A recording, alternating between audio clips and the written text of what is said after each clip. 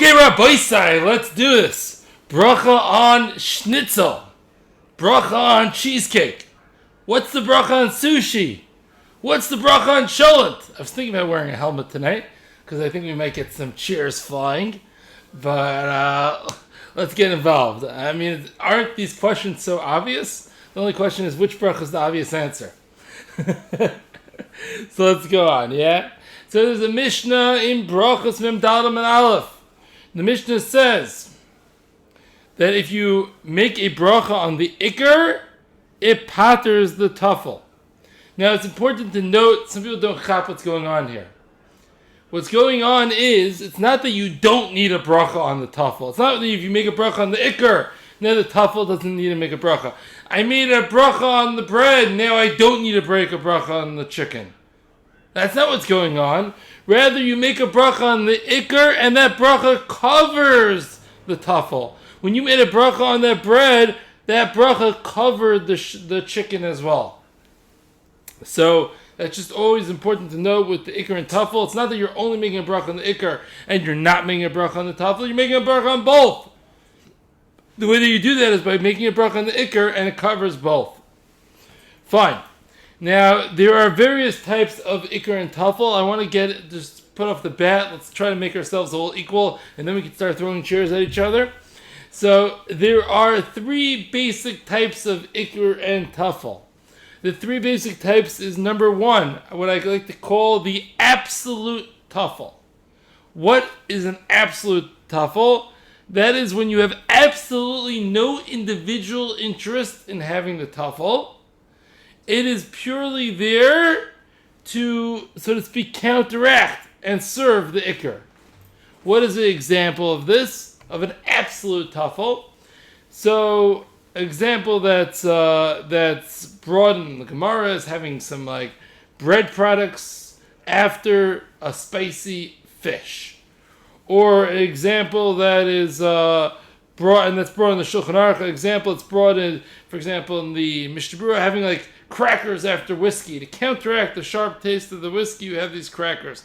Now, I don't really hear that so much because when I have whiskey, I can have whiskey and I don't need anything to counteract the taste of the whiskey.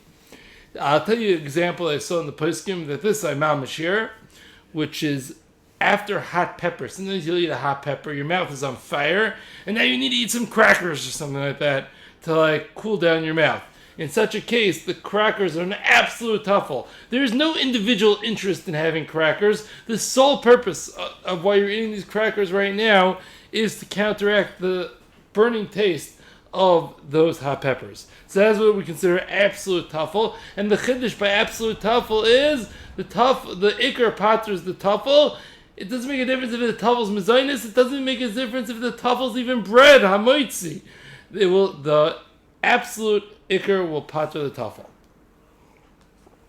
The next category is what I call an enhancer. What is that? It's when you have two separate, distinct items, and one is to make the other taste better. Let's put that example to that, which is clear. Chrein and gefilte fish. You're not eating gefilte fish and eating chrein. The purpose of the chrein is to make the gefilte fish taste better.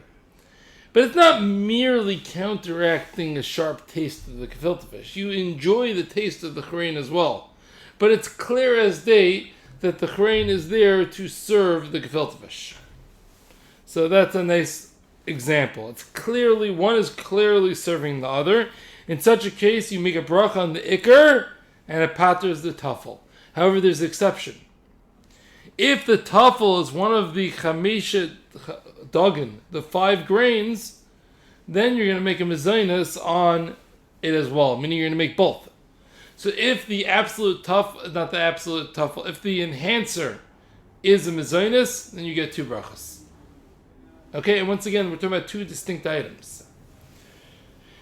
Case number 3, the third category, is when you have a mixture. When you have a mixture, it becomes one entity. And once it's one entity, you make a bracha on the ikar component of the entity, and that covers the entire entity. So those are the three basic types of ikr and tafel. Now, let's get involved. The Gemara in Brachas Lamed Vav and Aleph, Rav and Shmuel say that mevarche kol sheyesh le mechamishas minim mevarchen alav bare minei mizoynos. So you guys got that? Anything that has one of the 5 grains, wheat, barley, spelt, oats, missing one? Rye. Yeah, rye, nobody eats rye. I don't even think rye bread is rye. I think rye bread is fake news. Yeah, so, Lamaisa, if anybody eats one of those 5 grains, so, and it's part, they're going to make a bar minimum zaynis. If that's part of the mixture, that's always the ikr, and the bracha is bar minimum zaynis. Kol sheishlei. Anything that has in the 5 grains, the bracha is bar minimum zaynis. So as the example there, if you have this honey mixed with flour, even though the honey is there's more honey than flour, this combination over here, combination, the bracha is mezainis. Why? Zakta Tor, Orachayim, Simin Reish Ches explains, the reason is the 5 grains are always ikr is because they come from the Shivas Aminim. Right, wheat and barley, which are other ones are kind of like subcategories of wheat and barley, and wheat and barley are from the Shivas Aminim. They're part of the Shivas Aminim. Number 2 is they provide sustenance to man. Now, it must be that you need both of the reasons, because if not, you would say every grape is automatically the ikr, and every olive is automatically the ikr, and every date is automatically the ikr, because those are also Shivas Aminim. And every pomegranate is the ikr, but we don't say it. So it must be that you need both of these criteria to be considered such an ikr. Great. There's a Gemara in Brachas Lamites, only 3 blot after the previous Gemara, that discuss like these turnips or beets that have flour mixed into them. The bracha is Bari Minit Pri Adama. We make a adama on the bracha. Why? Make a adama on this turnip or beets with flour. Because the flour is there, so the dish will stick together. It's lahadbik. It's that the dish will stick together. It's a binding agent. Now the Rishonim asked the obvious question that everybody here must be thinking. Yeah, but didn't we just say like 3 seconds ago? Anything! Kol she'ish le'mechamishas minim. The bracha is mezainis. Is flour one of the 5 grains? Yeah. Flour's from wheat, right? Wheat flour. Presumably is what we're talking about. That's one of the 5 grains. The bracha should be mezainis. What business do you have making adama here? So all the Rishonim ask this question because you don't need to be a Rashba to ask the question. You could be a Mel to ask that question. But it happens to be the Rashba asked it, as well as Tosfos and the Meiri and the Rambam, etc. So let's find out what they have to say, because they give various different answers. Some of them are close, but they're different. The Rashba says, it depends what the grain is there for. If the grain is there for taste, delicious, it's an automatic mezainis. But if the grain is merely there as a binding agent, then the bracha will be hadama or shahakal, whatever the item is. Tosfos explains, if the grain is there to satiate, it's to fill you up, mezainis. If the grain is there as a binding agent, it's hadama. Zakt the Rambam, he extends it a little bit more. He says that if the grain is there for a tafel dika reason, and he gives a couple of examples of tafel dika reasons, which is as a binding agent, for smell, for coloring, or anything like that, then the bracha will be adama. But if it's there for taste, the bracha will be mezainis. Once again, the K'tzar Shavush of all these Rishonim is, if it's there for taste or satiation, an ikr food reason, it's going to be mezainis. If it's for we'll call it a zaitik, a peripheral reason, it's there for binding, for taste. No, sorry, take that back. If it's there for binding, for smell, for color, non-primary food-related purposes, then it will remain ha'adam or shahakal. The Meiri says something a little different. He says it's dependent on what you call it. If you call it by a grain name, look at this flour dish, it's mezainis. If you call it by a non-grain name, look at these beets or these turnips, then it would be ha'adama. So that seems to be a little bit of a different criteria than the other Rishonim. How do we paskin? Zakt the Shulchan Aruch Orach Chaim, Reish Ches, Beis. So he seems, and Gimel as well, we'll put them both together. He seems to go like the Rajba and like Tosfos. In Sif Beis, he quotes the Rajba. In Sif Gimel, he quotes Tosfos. In Sif Beis, he says that if the food is there for taste, the bracha is mezainis. But if it's there as a binding agent, the bracha is hadama or shahakal, whatever the food is. And he adds in another point, and if it's there as a binding agent or to thicken the food, the bracha will be shahakal. Now this thickening the food is a little extension, but the extension makes sense because it's also thickening the mixture is a little bit less of a primary food concept. It's there for texture, but it's not there for taste. It's a little bit less primary. So if the flour is there less primary, the bracha will be adam or shahakal. But if the flour is there for primary purposes, for food, for filling, then the bracha will be mizainis. Then in Sif Gimel, the Shulchan Aruch says if it's there for satiation purposes, if one of the 5 grains is there to fill you up, mizainis. But if it's there once again as a binding agent, then that doesn't come the ikr, and you could do a hadama or shahakal, whatever the item is. Zak the Mishnah Brura, he explains. Once again, the same, he goes with the Shulchan Aruch. Satiation, fill you up, taste, lahachshir, lahatm, the meichel. Then the bracha is mizainis.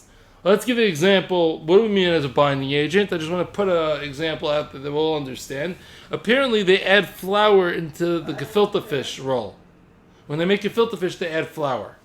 Now, why do they add flour? Apparently, they add flour to make it a certain consistency and to make it everything stick together.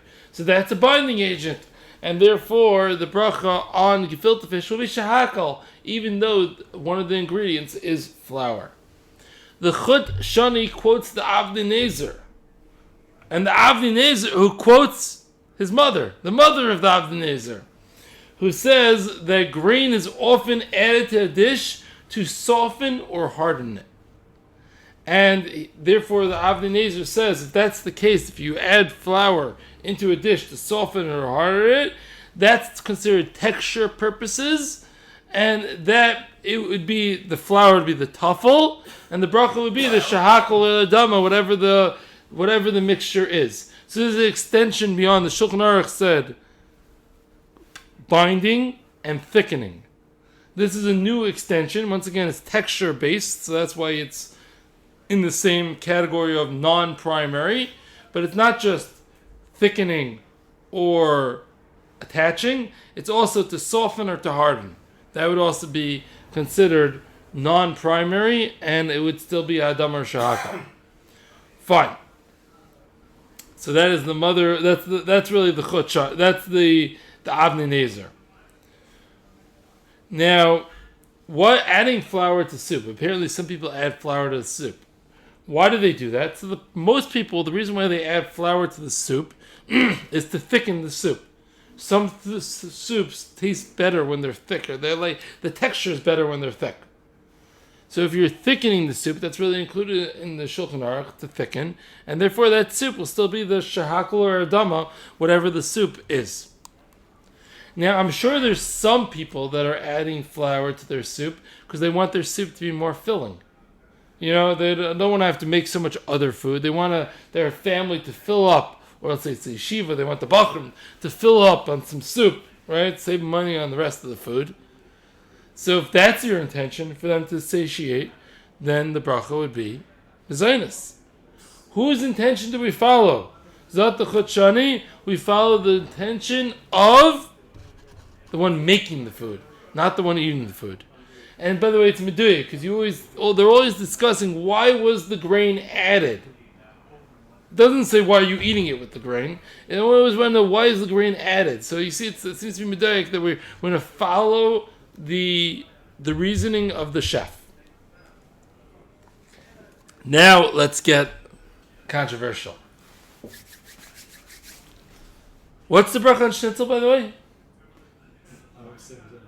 Zionist? Machloikis, Zionist or Shakar. It depends how the food. Wait, so you're telling me it's a machloikis in poskim or machloikis in how to make Schnitzel? Machloikis in poskim. On poskim, okay. Or it depends on the kind of Schnitzel. So we have a machloikis here, whether it's machloikis poskim or machloikis in Schnitzel. Okay, let's find out. Whatever you answer, you'll be right here. Don't worry. Fine. Or wrong. Fine. Why do we put breadcrumbs on Schnitzel? So the other day I asked my wife, why do we put the breadcrumbs on the Schnitzel? And she responded, oh, I see where you're going here. Could we just be normal and make shahakal on Schnitzel? And I told her, you have to give me a couple of days to decide whether we'll be able to be normal and make a shahakal on Schnitzel or whether we're going to make him a Zionist. Because I was in the middle of the sugya, I was going back and forth.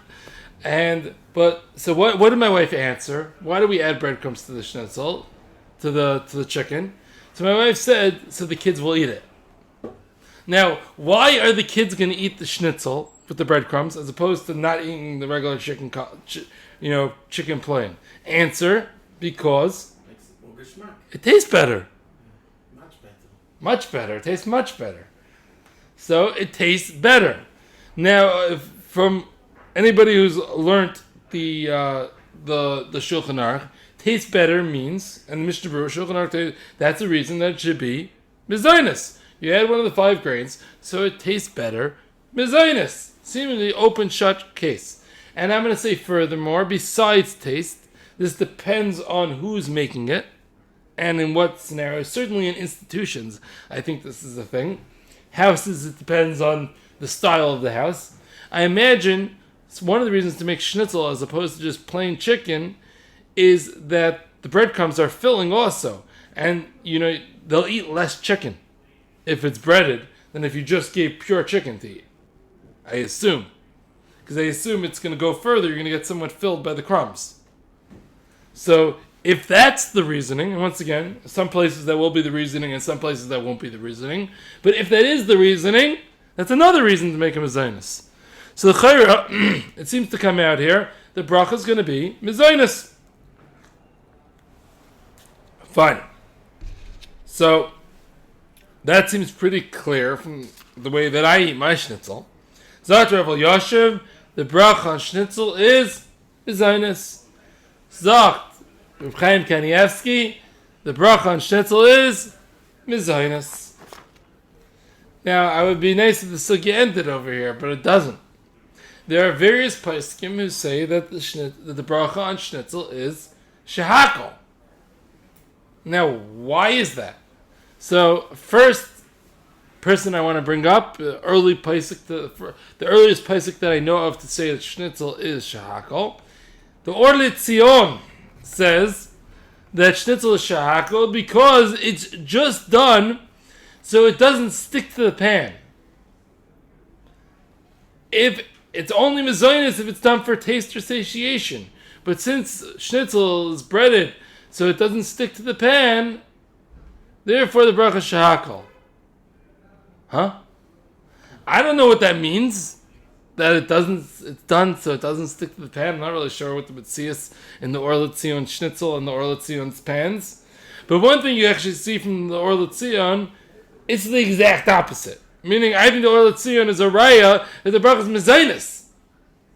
In the Or L'Tzion's weird Metzias, it's shehakol. But since I don't even understand the Metzias of the Or L'Tzion, therefore the chayra, that would be, the bracha would be mezainis.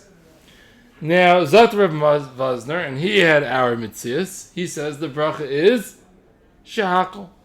Why? Because the breadcrumbs in Schnitzel, it's just the coating. It doesn't have chashivas bifnei atzmai. And he also throws a line in there that I don't like. It helps get the chicken down. I don't think the breadcrumbs just help get the chicken down. I think they're geschmack in their own right. And I don't really agree with this. I chatzi agree with it. I don't really agree with it. It has no chashivas b'fnei atzmai. Off camera, let's be honest. When you eat your schnitzel, and there's some pieces that get detached from the chicken, and you still have in your plate some of those breadcrumby pieces, will you eat some of those breadcrumby pieces that got detached from the schnitzel? Obviously. Come on. Off the camera. Shh. We're all going to eat it. I heard Ravosna was misopik. It's not what it sounded like. Not what it sounded like. No, it sounded pretty strong on this. So, therefore, I agree it's not like you're not going to serve for dinner breadcrumbs. You're not going to take the breadcrumbs, mix it with some eggs, flip it on a frying pan, and here you go. I mean, any mother that does that should be arrested. You know what I'm saying? But I agree we're not really doing that. But it's somewhere in the middle. So it's hard to say that it doesn't have chashivas b'fnei atzmai. But okay. Let's keep on going. And we'll discuss the Rav Wosner in a second. Rebelsky says something similar to Rav Wosner. Not the same thing, but somewhat similar. Rebelsky says, when there is an ikar barer, we follow the ikar bar. When there is a clear main item, we follow the clear main item. And over here, the breadcrumbs are just like a spice. They're just a spice. But we know on Mazonis, even if it's tough, Mazonis beats it. Very good. So, and by the way, before I get to your question, Rebelsky is masking by a thick coating. The bracha would be mezainis. Rav Wosner wasn't even masking by a thick coating that the bracha would be mezainis. Now, his chiluk was a klipa. It's like a covering. Who's he? Rav Wosner was saying it has no chashivas b'fnei atzmai. It's just a breading. Whereas Rebelsky, they're very similar. But Rebelsky says there's a clear primary ingredient. If there's a clear primary ingredient, we follow it. Now it happens to be the svara, we'll call it Rebelsky svara because it's a little bit more clear, but Rav Wosner is probably more or less saying the same thing. I hear the svara. The svara is logical. Everybody knows that by a schnitzel, the chicken is the main item. And I agree with that statement that the chicken is clearly the main item.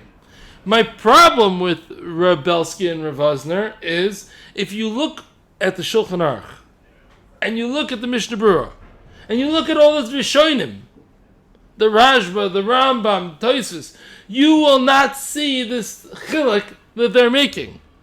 Meaning, is there a svara to the chiluk? Yes, there's a svara. There's a svara that says that if it's clear which one is primary, that's the one you should make the bracha on. However, if I have a Gemara, I have Rishonim, I have a Shulchan Aruch, I have a Mishnah Berurah that says if it's there for taste, it's mezainis. So I'm going to follow the Mishnah Berurah even if there's a svara that goes the opposite direction. And therefore, I understand where Rebelsky and where Rav Wosner, and by the way, I'll add Rav Yaakov Kamenetsky to the list. He also says shahakol. So I understand where they're coming from. But Lamaisa, if I read the Mishnah Berurah, I would never come up with that.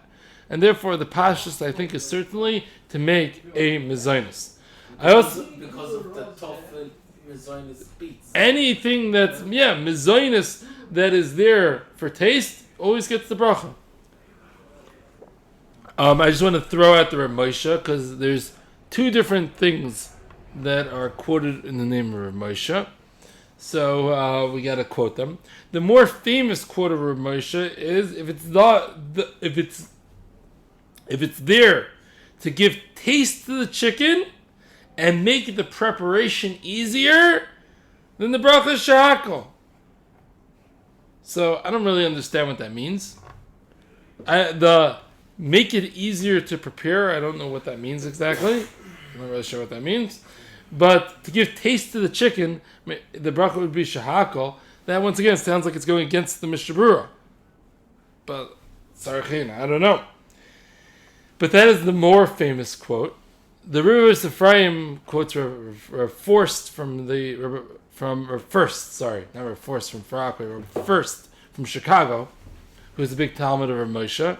Whereas, by the way, Derech Agav, once I mentioned him, Rav Forst from Farakwe, who wrote the Art Scroll Halachas Brachas, he says Mezainis, for the record. But I meant to quote Rav First from Chicago, who he quotes Rav Moshe as saying it's Mezainis. And he's a Talmud of Rav Moshe. So it's Tzarchin exactly, because I think Rav Moshe is going to be puzzled for Edis in this case. Because Trey, we have different Edis going both ways into Rav Moshe's what he actually held. So Tzarchin, we're not going to count Rav Moshe on the list. Okay, so some people want to say it's a machlokes anyway, so just make a shahakal. Play it safe and make a shahakal. Why not play it safe, make a mezainis? Correct. The answer is you can play it safe and make a mezainis too. The Chai Adam says anything that satiates, you make a mezainis, you'll be yotze anyways. So you can play it safe and make a mezainis too. So, L'maisa, you can do what you want. I think the pashas is mezainis, and therefore I plan on making mezainis in my schnitzel. Did I grow up making a shahakal? Yes. But I am switching camps to the mezainis camp, because that's how I came out in the sugya.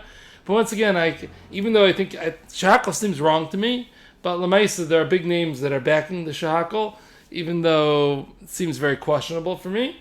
So that's that. However, I would point out that if it's a thick coating, almost everybody, pretty much everyone except for Vosner, says to make a mezainis if it's a thick coating. Also, I just want to point out, some schnitzels are made with cornflakes or corn flour and not made with breadcrumbs. So those are for sure shahakal. And sometimes you actually, what they do is they'll dip it, the chicken into flour, and then, so things will stick well. And then they dip it into eggs, and then they dip it into the cornflakes. So if you make schnitzel that way, then the flour is mamish there as a binder, and that would for sure be shahakal. So it depends on how the schnitzel is actually made. Okay. Next question. Is meatballs with flour added? And I think this is a good example just to understand what's going on here. So why do you add flour to meatballs? Zakta Avni Nezer, b'shem the mama. Yeah, they add flour to meatballs to pump up the meatballs. Yeah, to make them look nice, fest, geschmack, plump. Yeah, not nebuchi little meatballs. To make them look nice and geschmack. For that, the bracha shahakal, because it's just there to make it look good. However, the Or Litzion and the Debateable Rav, they say, why do you add flour to meatballs? You do it to make the meatballs more filling, and therefore the bracha is mezainis. Now, I'm sure there's svarim out there that bring this as a machlokes, but as far as I see it, it's b'chal not a machlokes. The Avnei Nezer's, his recipe, his meatball recipe called for flours to make them look geschmack. So that's why his meatballs were shahakal. But in the Debateable cookbook, the flour was added to make it more satiating, to make it more filling. And therefore there the bracha is mezainis. So it all depends on why you add the flour. Yeah?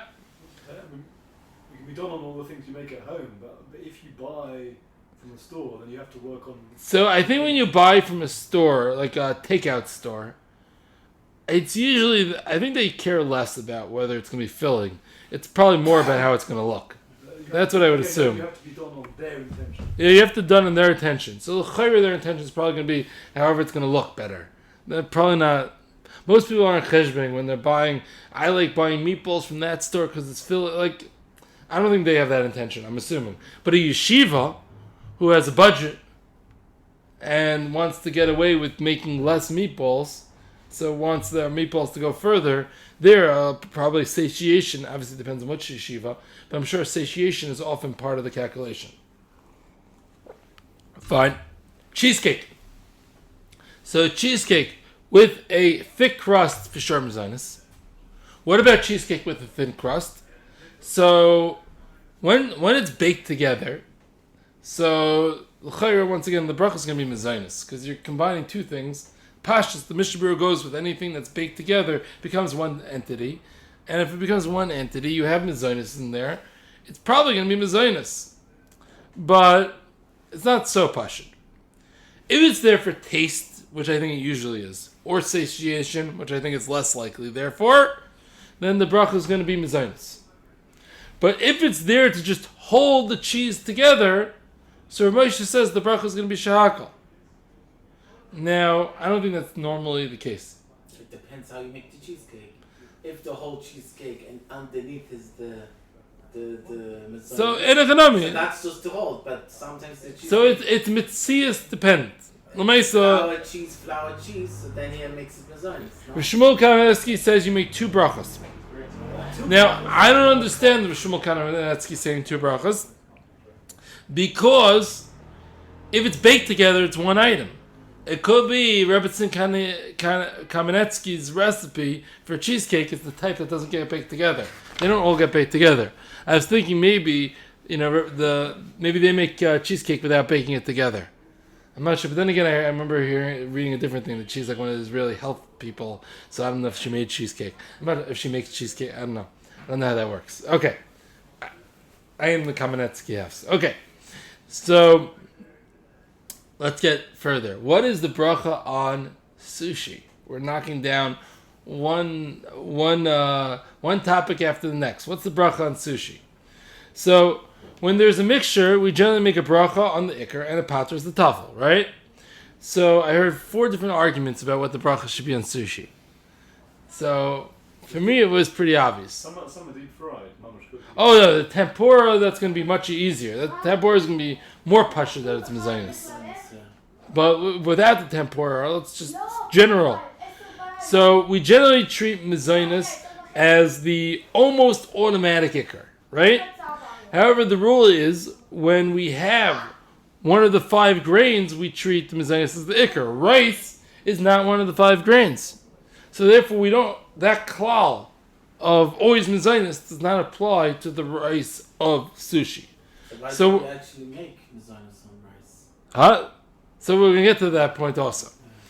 So we're going to follow the ikar. What is ikar usually determined by? So if one thing's a clear enhancer of the other, it might be. We'll discuss in a minute. But usually, when you want both items, we're going to follow the majority. What is the majority in sushi? It's the rice. There's always more rice than inside. Even though wherever you buy from. No, it depends. The roll could be cooked salmon, so that once the salmon is on top and in between. Okay, maybe if you have the salmon on top and in between. It's like a 50-50 or sometimes it's a bit salmon. Maybe on specialty rolls, there's what to debate. But on non-specialty rolls, on standard rolls, the rice is always going to be the majority. Now, there's a concept that we sometimes see, as we discussed previously, absolute tuffle. Where you might have like the hot pepper and you need to have something else. So I heard the claim that you make a bracha on the fish because the fish is the ikar.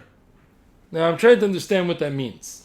And there's poskim apparently that say the fish is the ikar, so you make a bracha shahakal.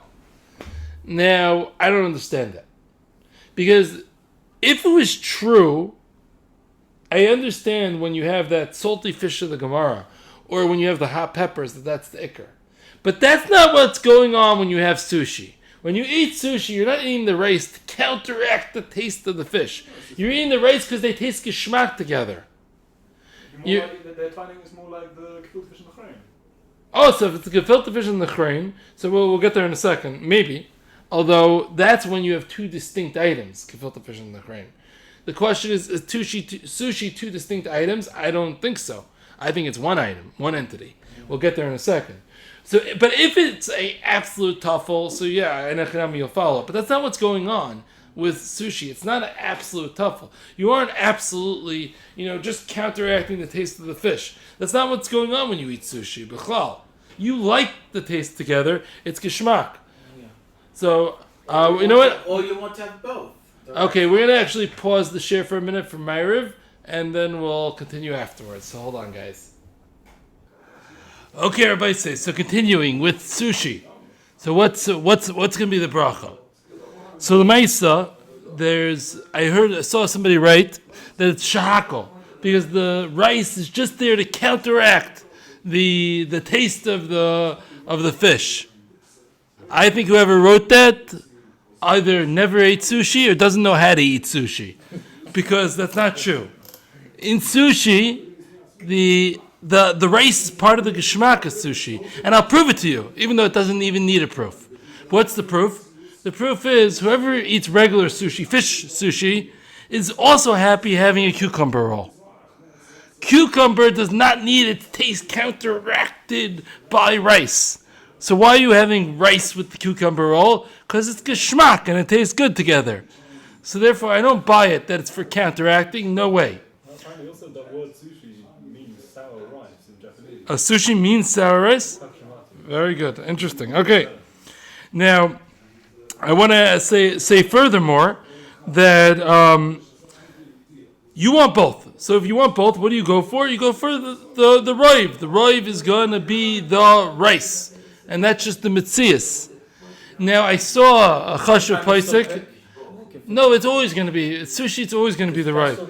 If you know a little bit of math, you know when you have a small circle and a big circle, the content of the big circle is going to be way more than the content of the circle. We decided specialty rolls differently. Specialty roll could be different. We're talking about a regular roll.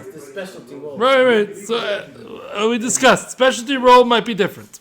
Okay, now the Mishnah Berurah says that you can't call something an absolute tuffle if you want it to fill you up. If you're hungry, a lot of times you eat sushi, you're hungry because you want to get filled up. What's doing the primary filling up of a sushi, huh? What's primarily filling you up? It's for sure the rice. That's the mitzias. So if you want the rice to fill you up, even in the case of the hot peppers, let's say you wanted the bread to fill you up, you have to make a bracha on it. So over here, for sure, you have to make a mezainis on the rice. Nothing to talk about. And I'm going to add another svara. Those that know sushi know that the difference between a great sushi and okay sushi is usually mostly about the rice and the rice vinegar. It's not were those cucumbers the best cucumbers. It's usually about the rice and the rice vinegar. Are they fresh? Are they geschmack? That's usually what determines the difference between a great sushi and not. So to say that that's the difference, very difficult. Now, I saw from a chashuv paisik, Rav Heinemann, he said you should make 2 brachas on sushi. Make a mezainis on the rice and make, depending on whatever the inside is, hadam, shahakol, whatever it is. So, break it up. But why do you have to break it up? Because it's better to make it separate when you're going to make the 2 brachas. But he holds that you need 2 brachas. Now, I think that is a tois. I think that is wrong to make 2 brachas because it is one entity. If something is one entity, it gets 1 bracha. Now, what defines whether something's considered one entity or 2 entities? Huh? 2 acres to 1 entity. So if it's one item, it's one entity, it gets 1 bracha. You might have so you have to figure out what's the ikr, and we already know. We follow the roiv. The Mishnah Berurah says when it's not clear, when you want both items, and there is a roiv, you follow the roiv. So this is a classic cookie cutter case of where you want 2 items and you're going to follow the roiv. Now, it's true you want both, so follow the roiv. Now, is it really 1 entity or is it 2 entities? So the answer is it's pasha that it's 1 entity. If you buy a salad, the salad has cucumbers, tomatoes, and avocado. What do you do on it? You make 1 bracha of adama. You don't make a adama on the cucumbers and an 8 on the avocado. It's 1 entity. It's 1 salad. You make 1 bracha. If it's separated totally to make it into 2 entities. So if it's totally separated and it's not mixed, then it's 2 separate things. These are cucumbers and those are avocado. That's not a salad. Okay, hold on a second. You ready? There is a shita of the Chayei Adam. What's the shita of the Chayei Adam? The shita of the Chayei Adam is that if you have the items are distinct, you could look at the items and you could tell, that's a tomato. that's avocado, then they require 2 separate brachas. So you're going to tell me, so by sushi you could tell what's what, and therefore you should have 2 separate brachas. The problem is we don't paskin like the Chayei Adam. The Mishnah Berurah doesn't bring the Chayei Adam. It's true he brings in the Be'er Halacha.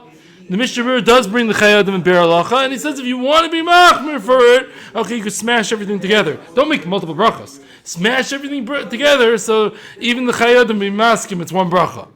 Not that you should make multiple brachas. And once again, in the Sefer Mishnah Berurah, it's not brought the Chayei Adam. And Lemaiso, who do we know? No, we're not. Nobody's machmir. Who's machmir for this Chayei Adam? You know, I heard the Rav Vosner says the ikar is we should be choshesh for the Chayei Adam or whatever. But we have a salad. We don't start separating things and making different brachas. We make one bracha. It's one item. Now, sushi is much more one item than salad. And what's my raya to this? When it comes to salad, there's sometimes you'll have only hadam in your fork. Sometimes you're going to have only ha'itz on your fork when you have a salad. When it comes to sushi, every bite of sushi is going to have it mixed together. The Aruch HaShulchan says, what's the geder of a mixture? And this is what most places can go with. The geder of a mixture is when they both come up in a spoonful. Most spoonfuls will have both items. Now, when it comes to salad, most spoonfuls are going to have an eitz, are going to also have a dama. So you make a dama, you cover the whole salad. And that's how most places can go. When it comes to sushi, every time it's going to have both. So it's for sure going to be a mixture. And I'm going to say a step further. For us Americans who like putting like tons of spicy mayo and all over the sushi, right? Sometimes it's not even nicker all the inside. And sometimes even the Chayei Adam will be masking that you make one bracha. That depends on how you eat your sushi. Okay. Fine. Now, there is, though, an interesting point that I heard. The interesting point is is it so pashid that you make a mezainis on rice? It's a pashid, you make a mezainis on rice. What type of question is that? Well, actually, it's not so simple, this mezainis on rice. The Gemara paskins, even though it's not so clear in the Gemara in the beginning, but the psak from the Gemara is, there's something called arez, and on this arez you make a mezainis. Apparently, it's not so simple that the rice that we eat today is the same orez as the Gemara. And therefore, it's not pashid that the bracha should be mezainis. Now, but who ever heard of that? We all make mezainis on rice. Is anybody chayshish for such a thing? I mean, everybody knows you make a mezainis on rice. So apparently, there is the shita of the Chazanish and the Beis Yosef, who say that when you eat rice, you should try to eat it during the meal. Try to pater it, because we don't know whether it's mezainis, whether it's a shahakal, so just pater it. But it's definitely not the minhag. However, the Shulchan Aruch Harav, the Baal Tana, he says that you make a shahakal on our rice. It's not the same thing. You make a shahakal on the rice. So for the Chabadskers, I imagine they follow this. So the Chabadskers want to make a shahakal on their sushi. Yes, that I'm asking. I'm asking the Chabadskers should make a shahakal on their sushi because they generally follow the Shulchan Aruch Harav. However, us, we make mezainis on our sushi. We make our mezainis on our rice. Now, there's another issue. Maybe it's hadama. Why is it maybe hadama? There's a concept that when grain is in its complete state, and we have this question a lot of times with cereals, sometimes we have this question. When grain is in its complete state, the bracha is hadama. When the kernel is in its full state, we make hadama. So rice is kind of in its full state. So maybe we should make a hadama. However, the Ramah says that when you cook it and it gets soft and squeezes together, then the bracha will be mezainis. That's already considered not in its initial state. Now, if anybody knows a little bit about rice making, regular rice when you make it, it's kind of different entities each piece. But sushi, if you ever made sushi, you'll know that it clings together. It's very sticky, the rice in sushi. And it smushes together. And it kind of comes in together. So even the Ramah would be maskim, even if by regular rice you could hack. But by sushi rice, that's for sure mezainis. And furthermore, we have the Mishnah Berurah that says nowadays that we take the shell off the rice, therefore it's considered incomplete, and therefore the bracha is mezainis. I think there is some hack about brown rice. Because in brown rice, they kind of leave the shell on or partially on. I'm not exactly sure what's going on with the brown rice. So brown rice, there's more tzad to say hadama. I never really looked into it too deeply, but I know there's a hack on it. Okay, now back to us. So it's clear, according to everyone, it's mezainis. Now I saw somebody want to say that, anyways, rice is complicated. What's the ikar is complicated? Just make a shahakal on sushi. I disagree. I think it's clear that we make a mezainis on rice, number one. And number two, I think it's clear that over here it's an ikar ingredient. And if it's an ikar ingredient, the bracha should be mezainis. Fine. And I think that is pretty clear. And I argue with all those that disagree with me. Fine. I think it's pretty clear. So... fine, and also the tzad to make like the Chai Adam, maybe say to make two brachas to the Chai Adam. We don't pass on the Chai Adam, so therefore I don't think that's much of a argument. L'chayr, the geder is, do we view it as one item? Do we view it as two item? And sushi is more one item than any salad that you have, because it's clear that sushi is one item. Fine. And the Mishnah Berurah, by the way, says, based on Shulchan Aruch Rav, anything that's cooked together is for sure one item. It's true that sushi is not cooked together, but there's a meisa of pressing them together. So there's a meisa done to it to combine. It's not just they happen to both be together. There's a meisa done, they're squeezed together. And then you might even get that idea in it, but I agree that is debatable. Once again, mezainis is the bracha on sushi. What is the correct bracha on choelent?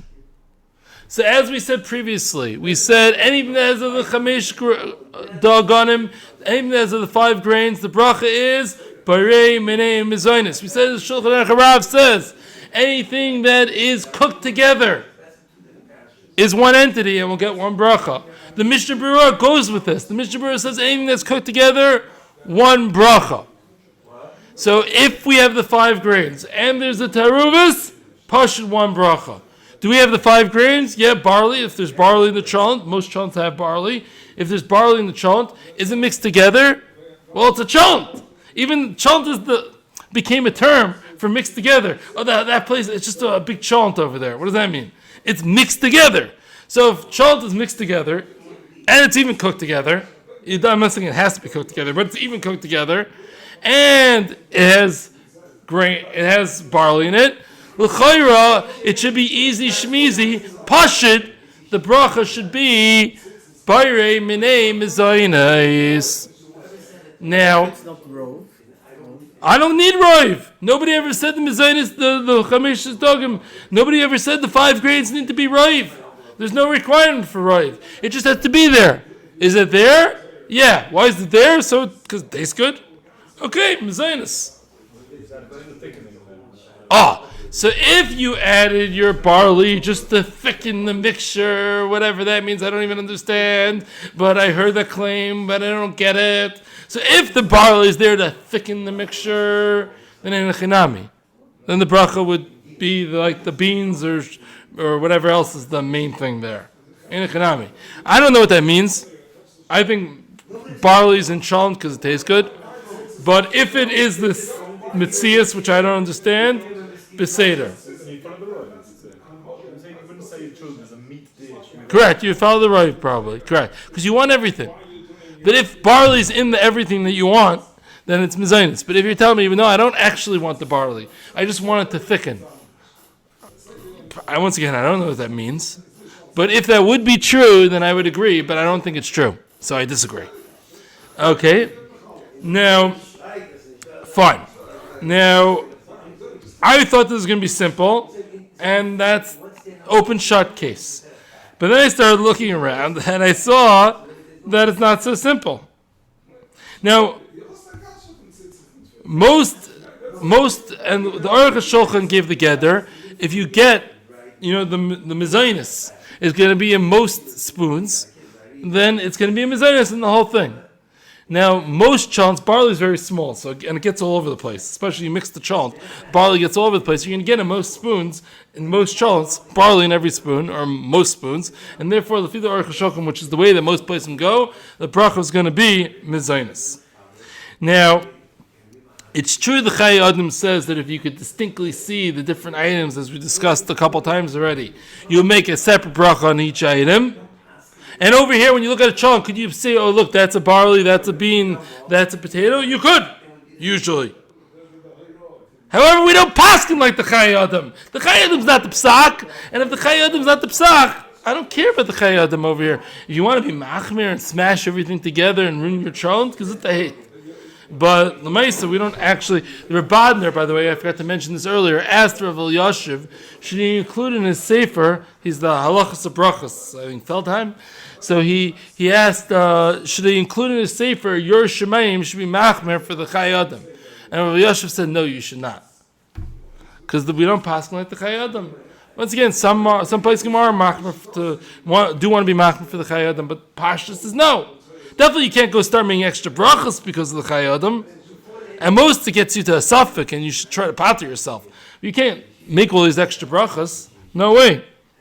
So, once again, it seems to come out that the bracha is going to be Bayrei Minei Mezainis. Then I saw something very disturbing. I saw Rav Moshe Sternbach says to make a shahakal on the meat, make a adama on the beans or the potatoes, and you make a mezainis on the barley. Zak the debateable, same thing. You make a shahakal, you make a adama, you make a mezainis. What in the world is Rav Moshe Sternbach and the debateable Rav talking about? I don't understand. L'chayr it's a pella. L'chayr it's a Pashin Mishnah Berurah. Are they arguing in the Mishnah Berurah? Are they going like the Chai Adam against the Mishnah Berurah? Maybe. That's one side of what's going on. They're pasking like the Chai Adam. And they also say that every salad you need to make an eitz and a dama and whatever? Maybe. And a shahak? I don't know. Maybe that's what's going on, but that sounds strange to me. I was thinking, that's one option. Either they're going with the Chai Adam, which I thought is very strange, or what's going on is they had different chant. Maybe they had different chant. Maybe it only had a teensy bit of barley that wasn't in most spoonfuls. And if you only have a teensy bit of barley, it doesn't get into most spoonfuls. So I understand different brachas. Or maybe they had one of those cholents that, like, I once went somewhere, I don't remember where it was anymore, but they had like the beans and the barley. That place, Taka, the beans and the barley were mixed, but they had besides that the big potatoes, full potatoes, and they had like the meat they served on a different plate. And here's the meat. You want some meat you want some potatoes, or you want some beans and barley? Now, if that's the case, and if that's how the cholent served, then I talk here. The meat is its own plate. That's shakal. The beans barley combo. Okay, nechanami, that's a mezainis. And the potatoes, if they're served separately, that's a adama. So I'm choshish. If there's any cholent historians here that could tell me what a debateable cholent looks like, I want to you don't even need a historian. You need a Bisman Zednik to tell me what Moshe Sternbach cholent looks like. Maybe that's what's going on, and maybe that will explain their shitas. Because if not, I don't understand. I think for the regular Hamoinam who has a normal cholent, who their barley isn't there just to thicken, but their barley is there because it tastes good, then we should all be making mezainis on cholent. Thank you for listening.